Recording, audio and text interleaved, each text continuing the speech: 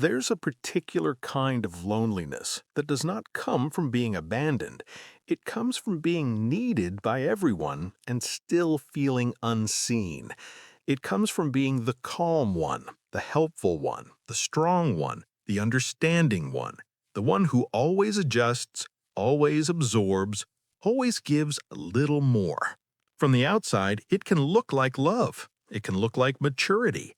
But inside, something starts going quiet, and one day you wake up exhausted, numb, and unable to understand why a life built around caring for others feels so empty to live inside. What makes this pain so confusing is that you did everything you were taught to do. You became reliable, easy to be around, emotionally useful. You learned how to read a room before speaking, how to anticipate needs before they were voiced, how to soften your truth so no one would feel uncomfortable. And because this often earns approval and gratitude, it can take years to realize that what looked like connection was often self-erasure. The emptiness does not arrive all at once. It shows up after the phone call ends, after everyone else is settled and you are finally alone. There is a drop inside you, as if all your energy was tied to being necessary, as if your value only had shape when someone else was pulling from it. And when no one is asking for anything, you are left with a terrifying question. Without the role, who are you? This is the hidden pattern beneath so much people-pleasing. It is not simply kindness. Very often, it is a survival strategy. At some point, your nervous system learned that being loved was linked to being useful, that safety lived in attunement, that conflict was dangerous, that your needs created tension. So you adapted. You became skilled at disappearing in ways that looked socially admirable. And that is why the emptiness can feel so deep, because it is not the absence of people, it is the absence of self. Carl Jung spoke about the persona, the social self we build to meet the world. We all need one, but the problem begins when the accepted version of you grows so strong that it starts replacing the living person underneath. Then your life becomes organized around maintaining an identity that earns connection, while the parts of you that do not fit that identity are pushed into the dark. That dark region is what Jung called the shadow. Not evil, not bad, simply the parts of you that were hidden in order to remain loved. Your anger may be there, your fatigue, your desire to say no without guilt, your wish to be cared for instead of always being the one who cares, your grief over how much of your life has been spent managing other people's emotions. These parts do not disappear because you ignore them. They wait, and the emptiness you feel is often the echo of a self that has been exiled for too long. Many people think emptiness means a lack of meaning, but often it is a sign of internal overcrowding. Too many roles, too many adaptations, too many swallowed reactions.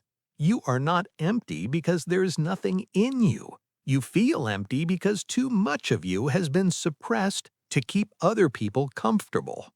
This pattern often begins early. Maybe love in your home was unpredictable, so you became perceptive. Maybe a parent was fragile, angry, absent, or overwhelmed, so you learned to become easy. Maybe being helpful brought warmth while having needs brought distance. A child cannot analyze this. A child only adapts, and those adaptations can become so refined that they feel like identity in adulthood. You may call yourself empathetic when you're actually hypervigilant. You may call yourself selfless when you are terrified of rejection. You may call yourself low maintenance when the truth is that you learned not to expect care. This does not mean your care for others is false. It means your care may be entangled with fear. And whenever love is entangled with fear, Giving becomes exhausting because it is no longer freely chosen. It is burdened with the silent hope that if you keep being enough for everyone else, maybe you will finally feel enough within yourself. But that moment rarely comes because no amount of external need can resolve an internal abandonment. In fact, the more you become everything for everyone, the more disconnected you become from your own center. You stop asking simple questions. What do I feel right now? What do I want? What am I pretending not to know? What am I agreeing to that I do not truly consent to?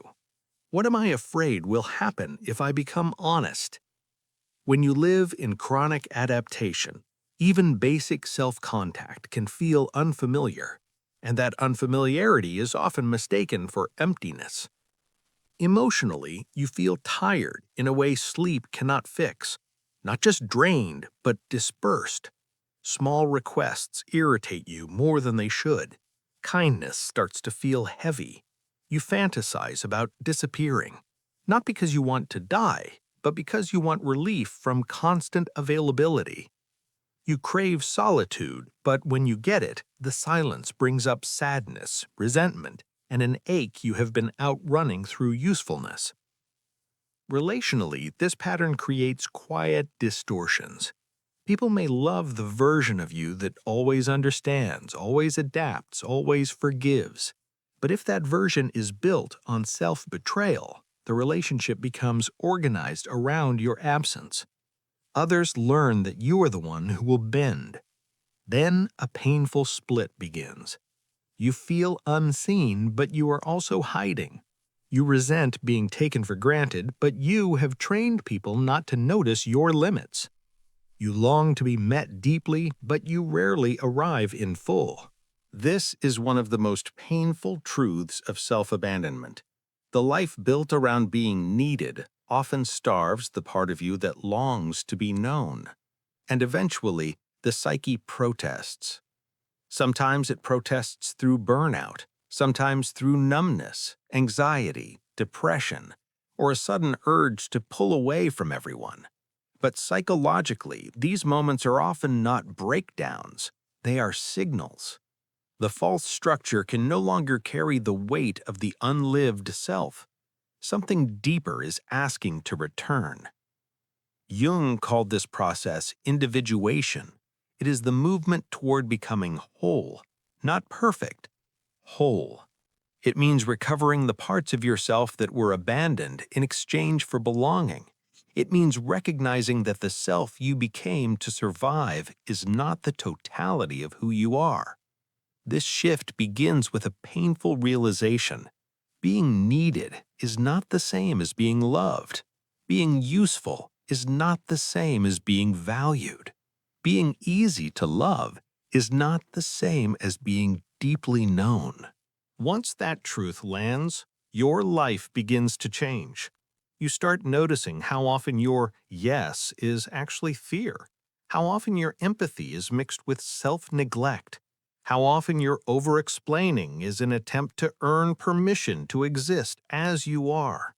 You begin to see that your exhaustion is not weakness, it is feedback. Your emptiness is not failure, it is information. It is the psyche's way of saying, I cannot keep living like this and still feel alive. Healing does not begin when you become better at giving. It begins when you become honest about the cost. That honesty may feel shocking at first. You may notice resentment you judged in yourself, grief you never let surface, anger toward people you love, anger toward yourself for how long you abandoned your own reality. Do not rush to get rid of these feelings. They are not proof that you are becoming cold. They are proof that your inner life is becoming audible again. There is power in finally admitting, I do not want to be emotionally available all the time. I do not want every relationship to depend on my flexibility. I do not want to keep earning closeness through overfunctioning. I do not want to disappear just to be acceptable. This is not cruelty. This is the beginning of self-respect. And self-respect can feel unfamiliar when you were trained to equate goodness with self-sacrifice. It may feel selfish to have limits, harsh to stop over-explaining, but much of that guilt is simply the withdrawal symptom of an old identity losing control. The part of you that survived by pleasing will panic when you begin to choose yourself. Let it panic. Discomfort is not danger. The deeper shift is this: you are not here to be emotionally consumed. You are not here to become a function in everyone else's story. You are here to inhabit a life from the inside, to know where you end and someone else begins. You may need to grieve the image of yourself as the one who can always handle it. Grieve the relationships that only worked when you were shrinking. Grieve the years spent being praised for qualities that were born from pain. Grieve the childhood logic that taught you love had to be deserved. This grief matters because it clears the ground. It makes room for a different kind of life. A healthier love does not ask you to disappear. A healthier identity does not require constant editing. A healthier life is not one where no one is disappointed in you. It is one where you can disappoint others without abandoning yourself. That is the threshold. The moment you stop asking, "What do I need to be so I can keep this connection?" and begin asking, "What becomes possible when I stop betraying myself to keep it?" At first, the answer may feel like emptiness, but stay there. Do not rush to fill it with another role. Beneath that emptiness is space. Beneath that space is grief. Beneath that grief is truth. And beneath that truth is a self that was never empty at all, only buried. The deepest healing is often quiet. It looks like pausing before saying yes. It looks like telling the truth without decorating it. It looks like resting before you have earned it.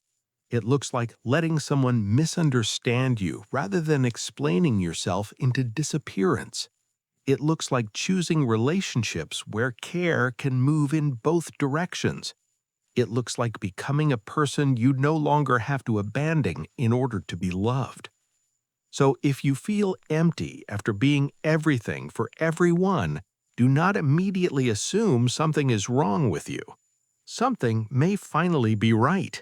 The emptiness may be the collapse of a false fullness, the end of a life built around performance and emotional overextension, the soul's refusal to keep surviving at the expense of itself. And that is not the end of love. It is the end of bargaining for it. What comes next is quieter and far more real. A life where your worth is not measured by how much of yourself you can give away. A life where care includes you. A life where you stop mistaking depletion for devotion. You do not need to become harder. You do not need to love less. You only need to stop disappearing. Because the emptiness was never asking you to give more. It was asking you to come back.